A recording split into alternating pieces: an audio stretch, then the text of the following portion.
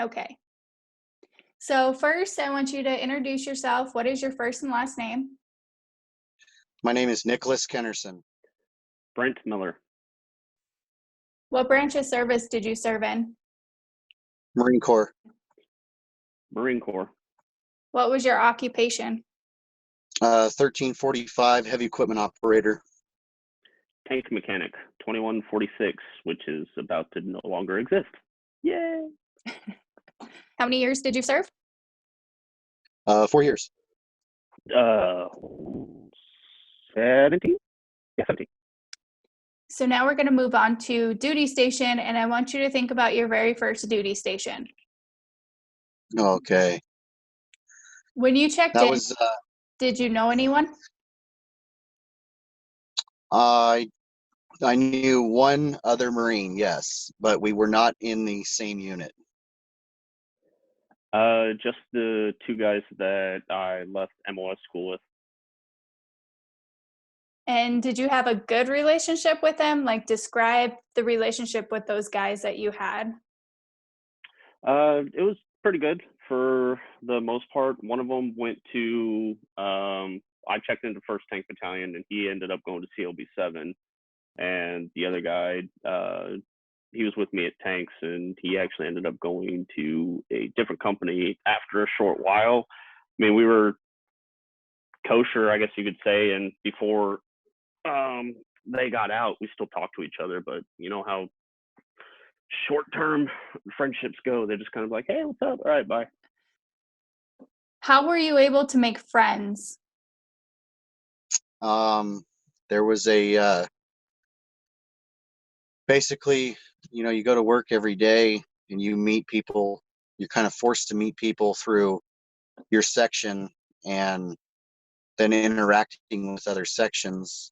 But, your first friends starting out, they're just your fellow PFCs and stuff like that, and from school. Um, Pretty much I just did my job and acted like myself. I didn't try to overly impress anyone or anything. I just kind of was like, hey, I'm a geek. Uh,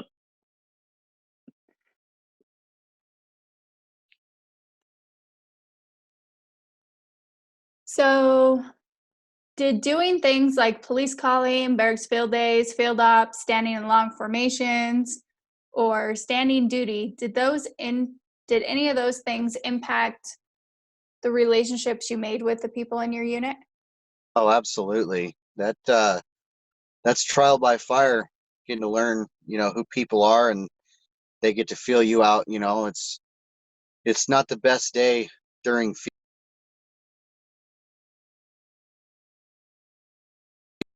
um that it's not the greatest to deal with. So you really get to feel out, who people are and what they're about. uh, yeah, I would say it would, especially back in the day when it came to field day when I had a roommate and then two headmates. It was ironically the stupidest, most annoying way to bond with the people around you because you pretty much had your set rules of we're not going anywhere until we get this clean for field day, and then it was like, all right, well, let's bond together and get this done as quick as possible so we can start hanging out with everybody.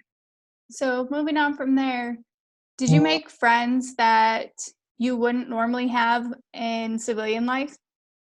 Absolutely. The military brings people together from every aspect of life and pretty much forces them to interact, in ways that I would never have met these people before. Yeah, I'd probably say that's yeah. Can you explain like what the differences were?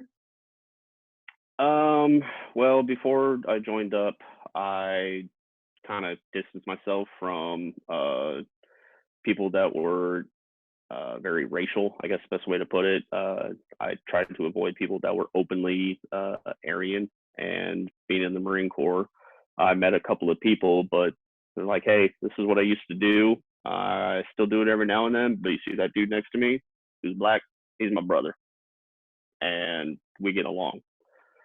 So that was a nice little introduction into what. All So right. I ended up, I ended up befriending that said person. I don't want to drop any names type deal, but after that said person was open with what they classified themselves as, I just went like, all right, dude, whatever. As long as you're not causing drama, I'm good with it. So now we're going to move on to deployment. Have you deployed? Yes. Yes, twice. Did you deploy with people that were your friends that you were friends with before? Like before the deployment? Yeah, in the short times between the two units that I deployed with, I learned to make friends with the people in my section and some of the other related sections. And, getting to know them beforehand is very important before you deploy. That way you kind of have a sense of family and responsibility for each other when you do go on a deployment.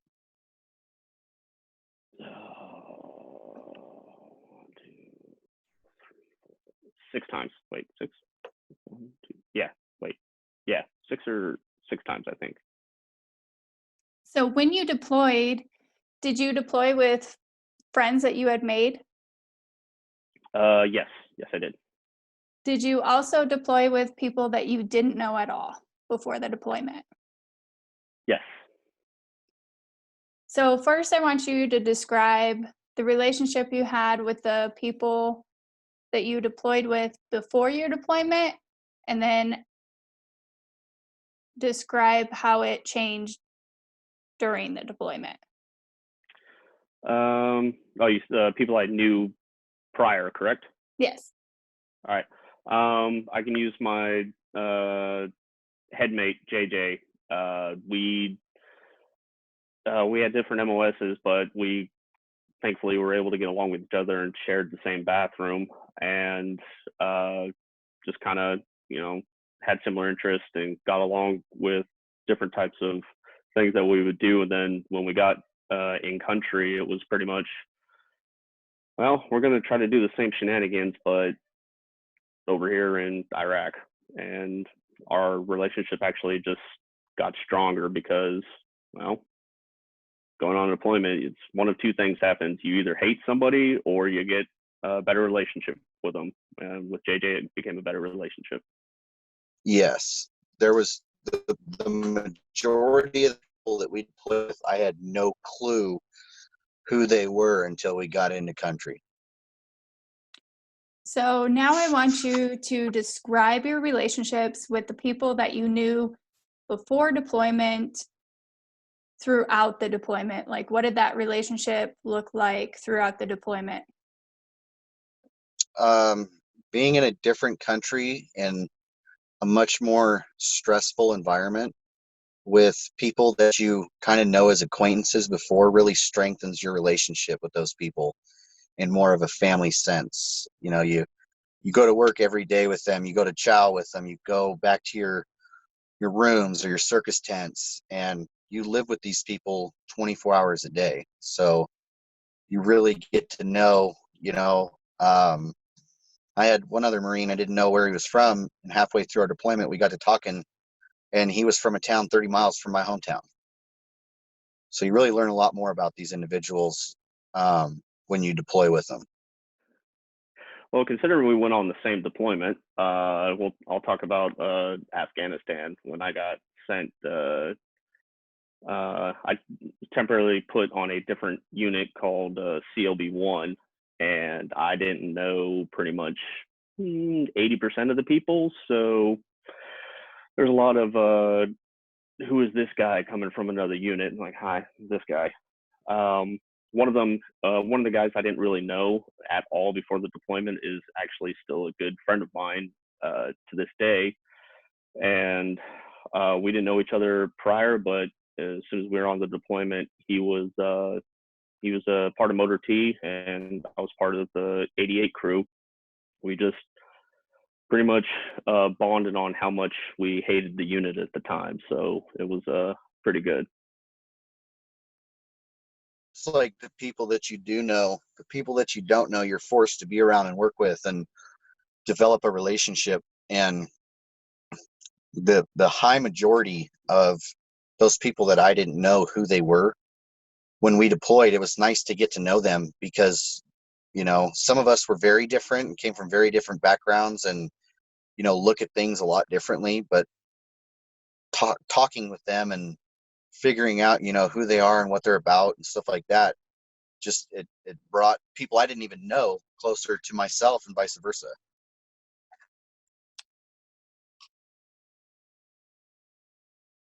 All right. So tell me about some of the things that you feel like helped build those relationships throughout the deployment. One of the things that really helped with a buddy of mine from the Afghanistan deployment is music interest, and also us not putting up with anybody's BS. So we got told to do stupid things, and we were senior leaders at the time, so we kind of looked at the people who told us to do said certain things and told them no.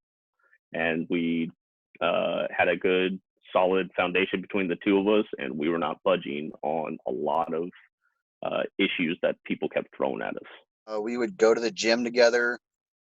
We would be put on, you know, special tasks. We would, you know, we would all be forced to, as a unit, stand in formation or do unwanted tasks during the day and at night. Sometimes you'd be put on fire watch with somebody that you don't even know, and you guys would talk all night and all day. And, you know, those relationships really build just based on, you know, being in proximity with one another and striking up conversation. So now we're going to move to after the deployment. Now I want you to describe those friendships after you return to the States. Cool, no worries. All right, with JJ, he lives in New York City, and when I was living on the East Coast, when I was still on active duty, my wife had to travel to New York City for work, and I tagged along one time. I hit him up, and he said, "Dude, we are meeting at this place at this time. Let's do this." And I had not seen JJ in, oh, good Lord, probably 10 or 11 years. I had not seen him in person, but still kept in contact via either phone calls, texts, or messages. And when we met up in New York City, it was like, didn't even miss a beat. It was literally just, yep, talked about old friends and friends that we still keep in contact with. It was good times. The other friend from my CLB-1 deployment in Afghanistan, TJ, we're actually going to be playing Sorry via something like this, because he's in Chicago and I'm up here in Seattle. So his wife and my wife, the four of us, we're gonna somehow figure out how to play Sorry together over some type of camera device. It's gonna be kind of interesting. Gosh, I think half the people that I deployed with from CLB-1, you know, I was with 7th ESB and they were a different unit. And I really didn't even see half of them after we came back. You know, every once in a while I'd run into them or say hello. And then some of the guys that we deployed with, you know, it's weird to come home and you meet their wives and their kids or their girlfriends and boyfriends and stuff like that. And, you know, it kind of fills in the whole rest of the picture of those people that you deployed with. They have a whole different life back home, and it's kind of cool to see it all come full circle. So with other people, so like other relationships besides those two, did those relationships change any differently after deployment? Uh, mm, hmm. I'd say it's kind of hard to say it. I would say it's a yes and a no. I mean, obviously, everyone's relationship is going to change to a certain extent. Some variation of yes. Hello, sorry, my cat's over here demanding attention. Like our relationship changed mainly just because of we've gotten older, we've separated. Like for TJ, he lives in Chicago. I live in Seattle now. That aspect has changed. And say hello to the camera, cat. This is Sai, by the way. So everybody who's going to be watching, if you have a cat, you understand how this goes. But how our relationship has definitely stayed the same is because of the deployment and the crap that we went through together, it's people joke about how like, oh yeah, I can, call somebody and they're going to be here right here and now. Well, with those two, it's actually happened where it was, hey, I'm states away. That's fine. Guess what? You need me. I'm there. Like literally, I'm about ready to buy a plane ticket. If you tell me to be there, I will be there. So the relationship definitely got stronger. While even though distance is separated, we're still got a very strong relationship. So Yeah. One of the Marines I still, in fact, a lot of them I still talk a lot with and keep in contact through, various social media outlets or making phone calls. Nathaniel Saltzman, I talk to him all the time, and he was a motor T mechanic, and I knew his wife and kids, and now he's remarried and he's got more kids, and he's living in Kalamazoo, Michigan, and I'm in Northern California. So we talk probably, once a month. And, some guys, I just see their posts on Facebook and stuff like that. And that feels way more distant now than when we were on deployment together, where we'd see everybody and talk every day, and we all had the same jokes, and it's just, some people got tighter, some people I don't even hear from anymore. Well, for those two individuals that I've already talked about, my transition, they didn't really have any effect because they were JJ only did 4 years and TJ did, I think, 8. So they got out before I did, and I was about 10 years down the road for JJ and about 6 years after TJ. So they didn't really do much on that aspect for me. But for JJ on the first duty station, as soon as he was checking out, like, hey man, here's the ins and outs of what I'm gonna do to try and prepare myself. If you end up going down the same road, don't hesitate to call me and I'll help you the best I can. And when TJ got out, I pretty much did the exact same thing towards him of, hey, wherever you're going, hit me up. I will try my best to help if I can. Yeah, go on. So now we're going to transition out of active duty. How were those relationships during the time when you were checking out or preparing to enter into civilian life? Sad. It's like leaving a family to go back to a world that you don't fully understand anymore, because the loss of structure isn't there that keeps everybody together constantly. So, it was tough getting out of the military for me.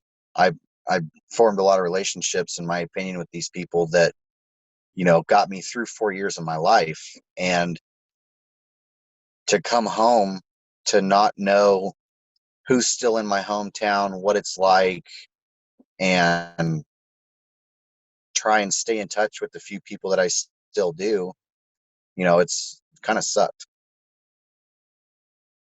Would you say that those relationships that you made while you were in the Marine Corps, are they still strong today? Quite a few of them, yeah. Like I said, Nathaniel Saltzman, he and I talk a lot. Cameron Foreman, we went to boot camp together. I see him every once in a while here in town, and it's like we never miss a beat. There's guys that from even different branches that I met, on deployment that I still talk to that are good buddies. We hang out all the time. So, I try and stay in touch. Oh yeah, definitely. I would definitely say it was still strong. I mean, like I mentioned earlier with JJ, hadn't seen him in 10 years from when he checked out, and I walked into his town and he said, "We're hanging out." And it was actually the exact same thing with TJ. I told him, "Hit me up if you ever need anything." Once he got to Chicago and got settled, my wife and I traveled to see him and his wife a couple years ago after he had gotten out, just to, hey, it's a birthday weekend for me. Never been to Chicago. Let's go hang out. Let's have fun. So we kind of answered a couple of these questions, so I'm going to skip down. Do you think if you live closer to those friends that you built relationships with, that your relationship would grow? Yeah, I would definitely say it would grow because we'd probably end up doing more instead of doing, teleconferencing type deal, such as what we're doing now with TJ. Like, we're going to get ready to play Sorry tomorrow. I think we would definitely be doing it in person because I hadn't seen TJ and his wife in a few years when I went up to Chicago, and it was literally like we had seen each other yesterday. Did those relationships that you formed while you were in, the longer you're out, have they changed? Yeah.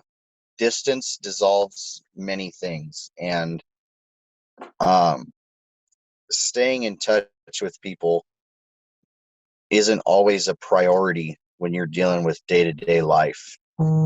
And with that being said, some people I talked to quite a bit when I got out, and I don't even know honestly where they're at, where they live. They're still alive, some of them. So yeah, it's gotten few and far between now that when I talk to people from the military. Do you think if you live closer to those friends that you built relationships with during your time in the military, do you think those relationships would continue to grow? Absolutely, because I know that the few people that I do live around, um, when I get the opportunity, I'll go and see them. I just saw, in fact, I gave a dog. I bred dogs, and I gave a dog to somebody that I deployed with. So, I mean, I plan on moving to Tennessee, which is right in the middle of the country, and I have a lot of friends around there. So that's kind of half the reason why I want to move. So this is a really tough question for a lot of people to answer. Do you feel like you could have the same relationship with civilians as you do with the people you served with? No, And why? it's a different experience. One thing that I don't necessarily know how to explain it per se, but I'll give it my best shot. For myself personally, when people come up to me and they say, "Hey, thanks for your service," it kind of makes me a little uncomfortable, mainly because I'm horrible at receiving compliments because I don't. That's a whole nother story. But at the same time, I didn't join the service for people to sit here and go, "Thank you for your service," and especially being in the Marine Corps, we definitely are a different breed. With you being a Marine as well, I'm sure you can relate to that a little bit. It's just when people come up to me and go, "Oh yeah, I could have done A, B, and C, and blah blah blah," I just look at them and go, just stop. Just please stop talking. I look at my face now. I'm going to be a wall because I'm not listening to you anymore.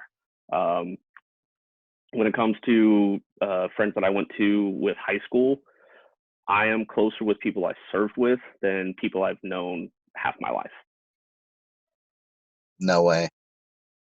Why not? The military mentality is completely different in regards to how you look at people in the military. You automatically feel a bit of trust and like they carry a responsibility for your life and as you do for them. And the civilian mindset is so far from that mentality, unless the only thing that I've found that's even close to the military mentality is police and fire and EMS. And other than that, it's you can't relate. So that brings me to the next question. Do you make friends easier with others that have served? Absolutely. We have a predetermined understanding of the type of less than desirable conditions that we've been through, and can relate on a much deeper level immediately in a conversation. And with civilians, you have to explain every little nuance, because unless you're in the military, you won't understand it.